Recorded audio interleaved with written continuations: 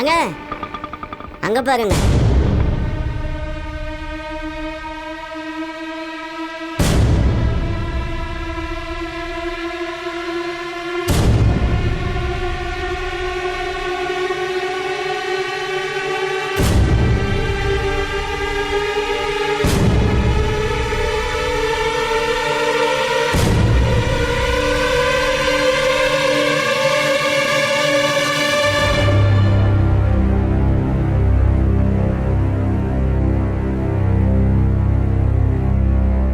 இதை பாரு வெற்றி, நான் உன் கூட சண்டைனா போட வரலப்பா. உன்கிட்ட ஒரு விஷயத்த சொல்லிட்டு போலான்னு தான் வந்தேன். உடம்புல எந்த ஆயுதமும் இல்லப்பா. வேணா உங்க ஆளை விட்டு செக் பண்ணிக்கப்பா.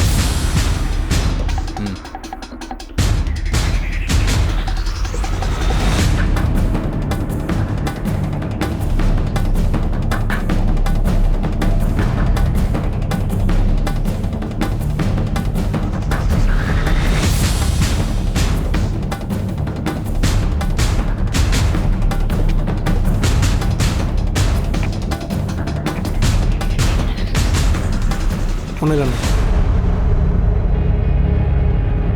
பரவாயில்லடா, நேற்று தான் என்ன கொலை பண்ண துரத்துனீங்க, இன்னைக்கு ஏன் இடத்துக்கே வந்திருக்கீங்களே? ரொம்ப தில்லுப்பா உங்களுக்கெல்லாம். இதை பாரு வெற்றி, எங்களுக்கு உங்களுக்கு இருக்கிற பகை வேற. ஆனா இப்ப நாங்க அசோகன் சார் சொல்லி தான் வந்திருக்கோம். அதனால இப்ப நான் சொல்ல வர்றது தெளிவா. உனக்கு தைரியம் இன்னும் அதிகமாச்சப்பா. ஆமா, என்ன சொல்லிவிட்டு இருக்கான் அந்த கேடு கெட்டவன்? இதை பாரு, தலைவருக்கும் உனக்கு 1000 பிரச்சனை இருக்கலாம். அது உங்க 2 பேருக்குள்ளதான். எங்க முன்னாடினா மரியாதை இல்லாம பேசாதப்பா, அப்புறம் அவ்வளவுதான்ப்பா. சாரிப்பா, அந்த கேடு கெட்டவன்லையும் கேடு கெட்டவன். இதை விட மோசமா பேசுவேன். என்னடா பண்ணுவ? பண்ணுவேன்டா, எல்லாமே பண்ணுவேன்.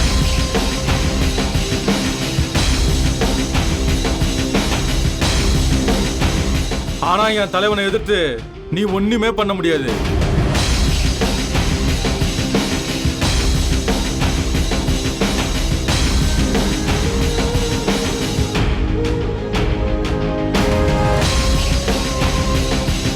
ஆயுதம் இல்லாம வரவனை நீ அடிக்க மாட்டேன்னு எனக்கு நல்லா தெரியும். அதனாலதான் நான் தைரியமா வந்திருக்கேன். அதே மாதிரி ஆயுதம் இல்லைன்னு போய் சொல்லிட்டு ஆயுதத்தோட நின்னா உன்னை உசுரோடவே விட மாட்டேன்னு உனக்கு நல்லாவே தெரியும். செக் பண்ணிக்கப்பா. நீ சரின்னு சொல்ற வரைக்கும் நான் கையா இருக்க மாட்டேன்.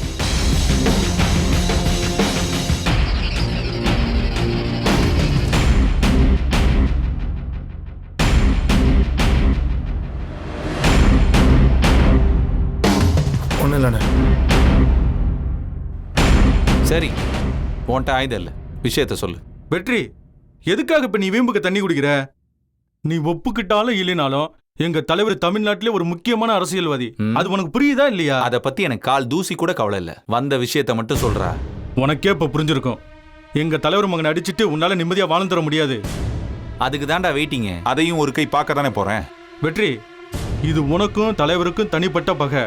நீயும் அவரு பேசி தித்துக்கிறது தான் முறை. இதை குடும்ப சம்பந்தப்படுற அளவுக்கு நீயே வச்சுக்கலாமா? சொல்லு. டேய், என் குடும்பத்தை டார்கெட் பண்ணதே அந்த வெண்ணை வெட்டி தான். அந்த கேடு கெட்டவன் தான். அவன் சார்பா நீ வந்து பேசுறியா? உன் பிரச்சனை தீரணுமா வேணாமா? என்ன சொல்ல வர? ஒரே ஒரு பேச்சுவார்த்தை, ஒரே ஒரு மீட்டிங். தலைவர் உனக்கு மீட்டிங் கொடுக்குறேன்னு சொல்றாரு. நீயே வந்து நேரடியா பேசுனேன்னு வையேன், உன் பிரச்சனைக்கு எல்லாம் தலைவரே தீர்வு சொல்றேங்கிறாரு. வர முடியாதுன்னு சொன்னா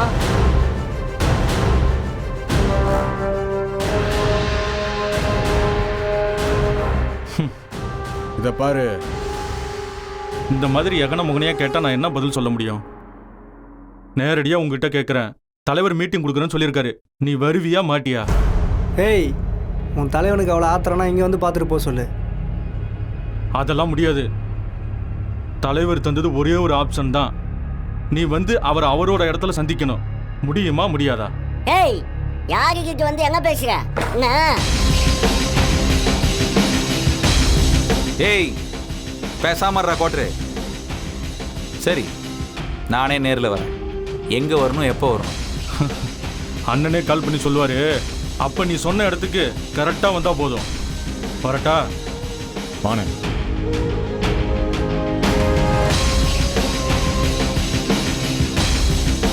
அண்ணா, என்னண்ணா இது? அவன் பாட்டு கூப்பிட்றான், நீ பாட்டு வரேன்னு சொல்ற. இல்லடா, அவன் வேற எதையோ மைண்ட்ல வச்சுட்டு பிளான் பண்றான்னு நினைக்கிறேன். அவன் எப்படியும் ஒரு பாதுகாப்பான இடத்த ரெடி பண்ணிட்டு தானே நம்மளை கூப்பிடுவான். அதுக்கு கொஞ்சம் கண்டிப்பா டைம் எடுக்கும். அதுக்குள்ள அவனை தட்டி தூக்குற மாதிரி ஒரு பிளானை போடணும்.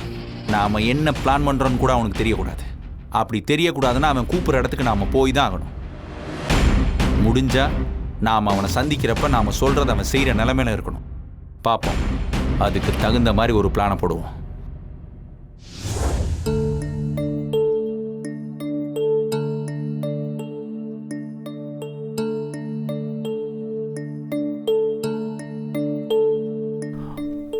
மாமா, அங்கிள். தர்ஷன், 10:30 வான்னா ஷார்ப்பா 10:30 வந்துடுற. உன்கிட்ட எனக்கு பிடிச்சதே இந்த பங்க்சுவாலிட்டி தான். சரி, உட்காரு. என்னடா, எந்த கேஸ் எடுத்திருக்க? அந்த சுகேதா பானு கேஸ் மாமா. சுத்தி இருக்கிறவங்க எல்லாம் கலாட்டா பண்ணி குடியிருக்க முடியாம துரத்தி விட்டாங்க இல்லையா? ஆமாண்டா, ஆர்டிக்கல் படிச்சேன். பேத்தட்டிக். சொந்த வீடு இருந்தும் அந்த பொண்ணு இப்படி அனாதையா அலைய வேண்டியிருக்கு பாரு. ப்ராப்ளம் இல்லை மாமா, அவங்களுக்கு ஹோம் ஏற்பாடு பண்ணிட்டேன். ஸோ இப்போதைக்கு அவங்களும் அவங்க மகளும் ரொம்ப சேஃபாக தான் இருக்காங்க. வீட்டை மீட்டு விற்று பணத்தை கொடுத்துட்டா அவங்க இன்னும் நிம்மதியாக இருக்கலாம். குட். உன்னை நினைச்சு எனக்கு ரொம்ப பெருமையா இருக்கு. சட்டம் மட்டுமா உங்ககிட்ட இருந்து கற்றுக்கிட்டேன் மாமா, என்னோட எத்திக்ஸும் உங்ககிட்ட இருந்து வந்தது தானே மாமா. டேய், சொல்ல வந்த விஷயத்த சொல்லு. கேஸ்ல எதுவும் ரெஃபரன்ஸ் கேட்க வந்தியா? இல்லை மாமா, வெளியில வர முடியாத ஒரு கேஸை பற்றி பேச வந்தேன். புரியல. நேரடியாகவே பாயிண்ட்டுக்கு வந்துடுறேன் மாமா. அந்த அசோகனுக்கு உங்க மேல கோபம், அதே மாதிரி அந்த வெற்றி மேல பல மடங்கு கோபம். அதெல்லாம் இப்ப எதுக்கு? அவனால உங்களை ஒன்றும் பண்ண முடியல, அதே நேரம் வெற்றியும் ஒன்றும் பண்ண முடியல. இப்ப அந்த கோபத்தை வெற்றி குடும்பத்து மேல காட்டியிருக்கான். சிவகாமி அத்தை சொன்னாங்க, அவங்க வீட்டில் கரண்ட் கனெக்ஷனை கட் பண்ணிட்டாங்களாம், தண்ணி கனெக்ஷனையும் கட் பண்ணிட்டாங்களாம்.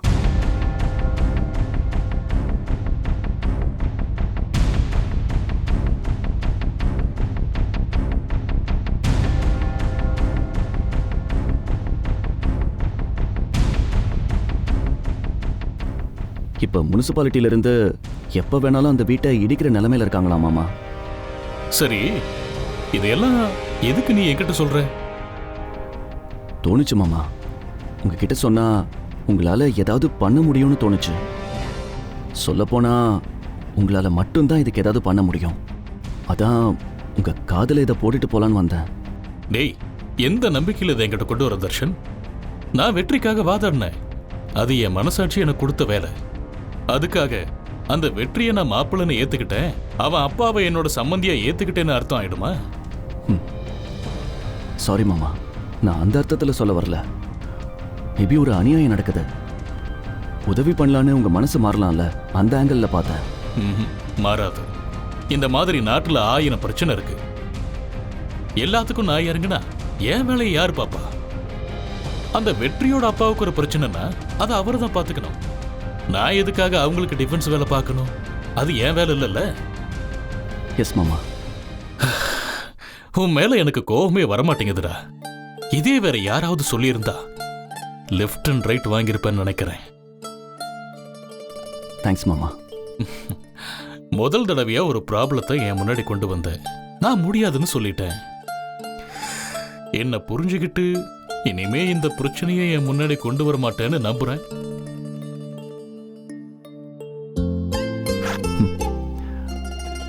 நெவர் அகைன் மாமா. வேற? கிளம்புறேன் மாமா. போயிட்டு வா.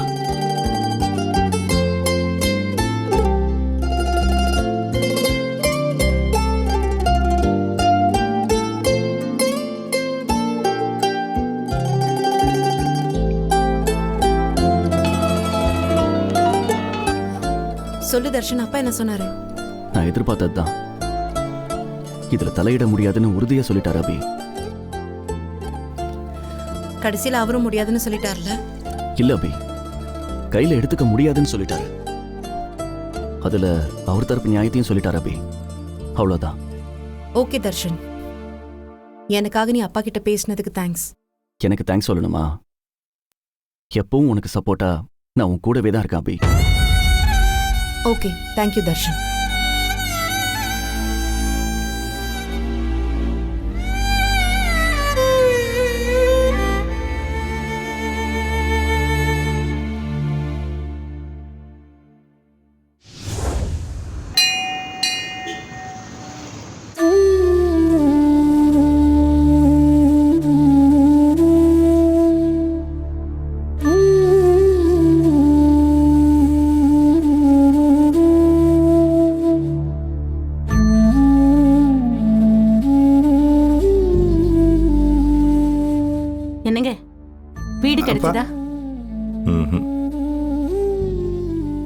இவ்ளோ பெரிய காஞ்சிபுரத்துல நமக்கு ஒரு வீடா கிடைக்காது?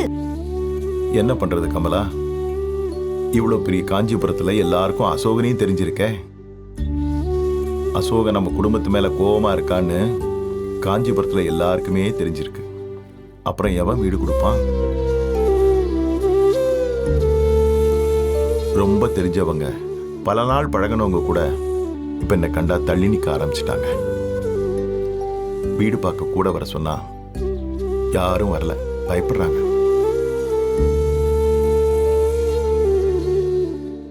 ஒரே நாள்ல நம்ம நிலைமை இப்படி மாறிடும் நான் கனவுல கூட நினைக்கல கமலா.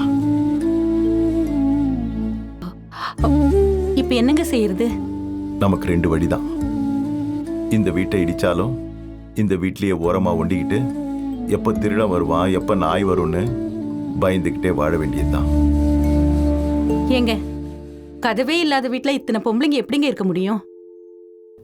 இல்லைன்னா மொத்தமா நம்ம கிராமத்துக்கே போயிட வேண்டியதுதான்.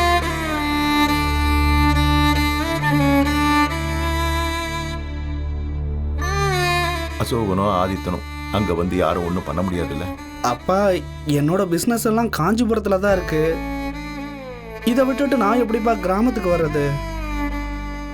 என்னடா பெரிய பிசினஸ், ஆபீஸை போட்டு 1000 பேருக்கு சம்பளம் கொடுக்குற மாதிரி பிசினஸா நடத்துற? ரியல் எஸ்டேட் தானே, அது எங்க வேணாலும் பண்ணிக்கலாம். அப்பா அவனுக்கு பரவாயில்லப்பா, நான் இப்போ தான் வேலைக்கு சேர்ந்து கொஞ்ச நாளாக போயிட்டுருக்கேன். காஞ்சிபுரத்தில் தான்ப்பா ஆஃபீஸு, நான் எப்படி வேறு இடத்துக்கு வர முடியும்?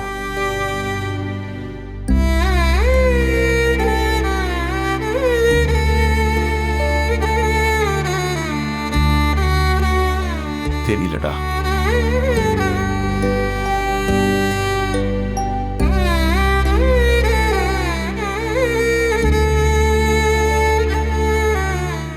ஏன் கமலா, நானும் யோசிச்சு பார்க்கிறேன், எதுவுமே எனக்கு பிடிபடல. வாழ்நாள் முழுக்க ஒரு பழி சொல்லு கூட ஆளாகாம வாழ்ந்த எனக்கு எதுக்காக இப்படி ஒரு தண்டனை?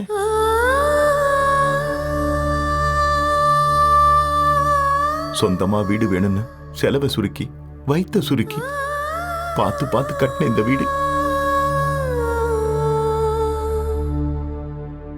உனக்கு ஞாபகம் இருக்கா கமலா? அன்னைக்கு தான் மாடியை பூசிட்டு இருந்தப்போ மழை வந்துச்சு, அதுவும் புயல் மழை. ஞாபகம் இருக்குங்க. நைட்டு இடி விழுந்து கரண்ட் வேற போயிடுச்சு. கொட்டுற மழையில இருட்டுல நீங்க கடைக்கடையா ஓடி போய் தார்பாய் வாங்கிட்டு வந்து மொட்டை மாடி முழுக்க மூடி அது பறந்துடாம இருக்க கல்லு வச்சு கொட்டுற மழையிலேயே உட்கார்ந்து இருந்தீங்களேங்க.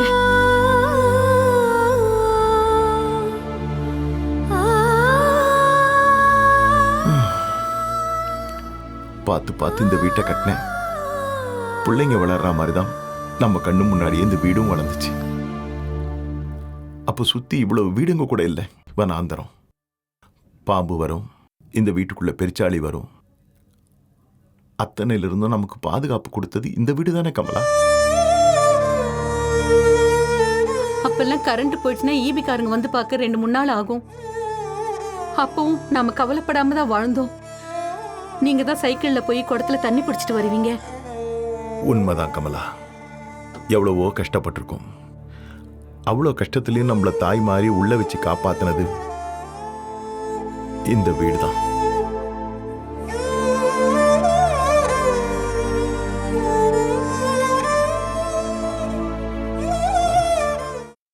நியாயமா இது? எந்த தெய்வத்துக்காவது இது அடுக்குமா?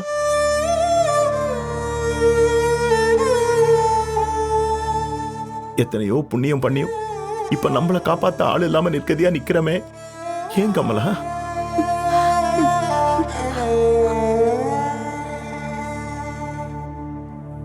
சத்தியமா சொல்றேன் கமலா, யாருக்கும் துன்பம் நினைக்காத நம்மளை போட்டு இவ்வளவு பாடுபடுத்துறாங்களே, வயிறு எரிஞ்சு சொல்றேன், இந்த நிலைமைக்கு நம்மளை கொண்டு வந்த யாரா இருந்தாலும் அவங்க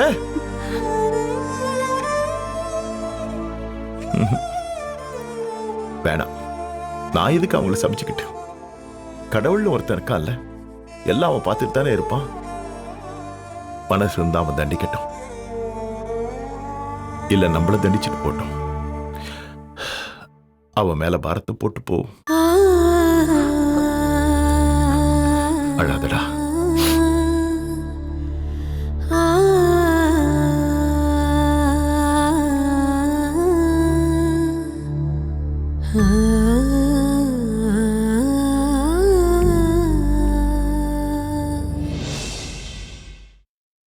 எனக்கு மட்டும் பவர் கிடைச்சதுன்னு வெய்யு, நேரா அந்த அசோகன் வீட்டுக்கு போய் குண்டு போட்டு அவ குடும்பத்தையே அழிச்சிடுவேன். அவ்வளவு கோவத்துல இருக்கிற அவன் மேல நானு. உனக்கு ஏன் பவர் கிடைக்கலன்னு இப்ப தெரியுதா? அவங்களுக்கு உதவி பண்ணணும்னு நினைச்சா உதவி பண்ணணும், இல்லைன்னா அவன் எதுவும் பண்ணாம கம்முன்னு இருக்கணும். எதுக்காக இந்த பேச்செல்லாம் நீ பேசிட்டு இருக்க? பாவண்டி அவங்க எவ்வளவு கௌரவமான குடும்பம் தெரியுமா? அவங்க எவ்வளவு பெருமையா வாழ்ந்தவங்க. இப்போ வீட்ல கரண்ட் இல்ல, குடிக்க போலங்க தண்ணி இல்ல, போதா குறைக்கு இந்த வீட்டை வேற முனிசிபாலிட்டில இருந்து இடிக்க போறாங்களாம். என்னடி இதெல்லாம் நியாயமா சொல்லு? நியாயம் இல்லதான், ஆனா நடக்குதே. நாம என்னத்த செய்ய? இல்லடி, நாம ஏதாவது செய்யணும், செஞ்சே ஆகணும். அப்பாவோட நீ என்னத்தை பெருசா செஞ்சிட முடியும்? இதுல ஏதாவது நீ செய்யறேன்னு சொல்லிட்டு அவங்கள கொலைப்படாம இருந்தாவே போதும். மத்ததெல்லாம் எங்க அண்ணன் பாத்துக்குவாரு.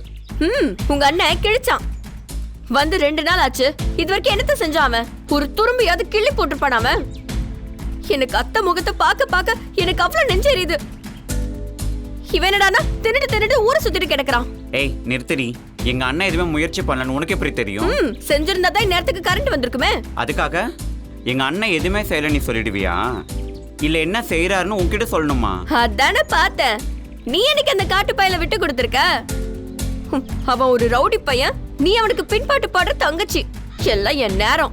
ஓவரா பேசாதராதா. எங்க அண்ணனுக்கு என்ன செய்யறதுன்னு தெரியும், எப்படி செய்யறதுன்னு தெரியும். ஏதோ 2 நாளா இந்த அபியை காப்பாத்த போய் வீட்டுல அம்மா அப்பா படுற கஷ்டத்தை அவர் பார்க்கல. நிச்சயம் 2 நாள்ல எங்க அண்ணன் எல்லாத்தையும் சரி பண்ணிடும். எனக்கு என்னமோ நம்பிக்கை இல்ல. இதுல நான் ஏதாவது பண்ண முடியுமான்னு பார்க்க தான் போறேன்.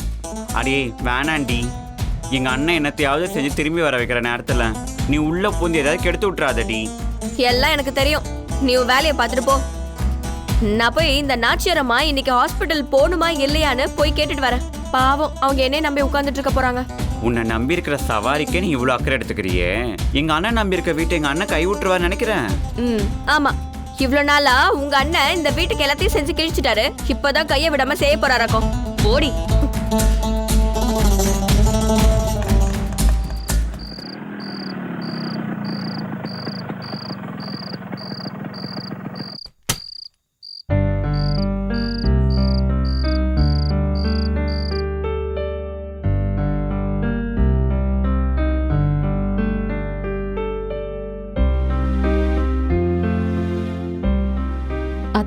இருட்டுல சமைக்கிறதுக்கு கூட ரொம்ப எல்லாம் கஷ்டமா முடிச்சிட்டல.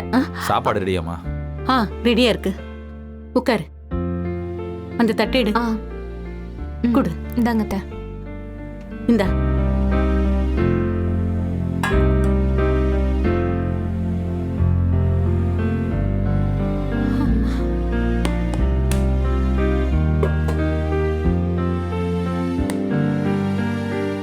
மா என்னம்மா இன்னைக்கும் சோறு தானா?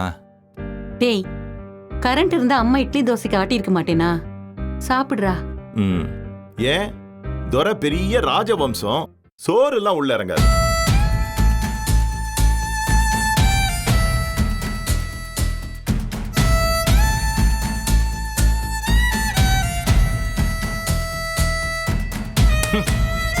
கொட்டிக்கடா, நல்லா கொட்டிக்க. உன்னால ஒரு பைசா பிரயோஜனம் கிடையாது இந்த வீட்டுக்கு. ஊர்ல உள்ள பிரச்சனை எல்லாம் கொண்டாந்து என் தலையில விடிய வைக்கிறது. ஆனா வேளா வேலைக்கு வக்கனையா உட்கார்ந்து கொட்டிக்க வேண்டியது. மான ரோஷம் இருக்கிறவ இப்படி பெத்தவங்க ரத்தத்துல வர சோத்த திம்பானா? என்னங்க பசியோட வந்த புள்ளை இந்த மாதிரி பேசிட்டு இருக்கீங்க? துரைக்கு பசி ஒண்ணுதான் கேடு. சுத்தி பாருடா, நல்லா இந்த வீட்டோட நிலைமைய பாரு. கரண்ட் இல்ல, தண்ணி இல்ல. இன்னைக்கோ நாளைக்கோ வீட்டை இடிக்க போறாங்க. ஆனா இவருக்கு சோறு வேண்டாமா, தோசை இட்லின்னு ஹோட்டல் இருக்க மாதிரி வகை வகையா வேணுமா. நம்மள கொண்டாந்து இந்த நிலைமையில நிறுத்திட்டு வாய்க்கு ருசியா வக்கனையா கேக்குறானே, இவெல்லாம் ஒரு மனுஷனா? மாமா, அவர் சாப்பிட்டதுக்கு அப்புறம் பேசலாமே. ஏய், இது அப்பா மகனோட விவகாரம். நடுவுல வந்து பேசுறதுக்கு நீ யாரு? அவரையும் தூண்டி விட்டுட்டு இவங்கிட்டையும் பேச வந்துட்டா. ஏங்க அங்க பாத்தீங்களா? என்ன? வெற்றியை வெளியில அனுப்புறேன்னு சொல்றாரு. அபிய வெளியில அனுப்புங்கன்னு ஒரு வார்த்தை சொல்றாரா? பாத்தீங்களா? அபி உங்க அப்பாவை மயக்கி வச்சிருக்காங்க. அடியே, அவர் வெற்றியை வெளியே துரத்துறதுக்கு முன்னாடி நம்மள வெளியே துரத்திட போறாரு. தயவு செஞ்சு வாயை வச்சுட்டு சும்மா இரு சிம்ரன். இவன் பண்றதெல்லாம் சரி உனக்கு. ஆனா அந்த பொண்ணு ஒரு வார்த்தை சொன்னா பொத்துக்கிட்டு வருது உனக்கு இல்ல? நீ பண்றதுதான் பெரிய தப்பு கமலா, பெரிய தப்பு. என்னாலதான்ப்பா எல்லா தப்பும். நானே எல்லாத்தையும் தீர்த்து வச்சிடறேன்ப்பா. எப்படிடா? எப்படி? எங்க எல்லாரையும் நடுத்தரவுல நிறுத்தி வச்சு தீர்த்துருவேன் அப்படிதானே? பா ப்ளீஸ்ப்பா, ஒரு 2 நாள் பொறுத்துக்கோங்கப்பா. நம்ம வீடு கண்டிப்பா பழைய நிலைமைக்கு வந்துடும். தண்ணி கரண்ட்னு எல்லாமே சரி பண்ணிடுறேன். ஆமா எல்லாம் வந்துரும். ஆனா நம்ம இருக்கிறதுக்கு வீடு இருக்காதே.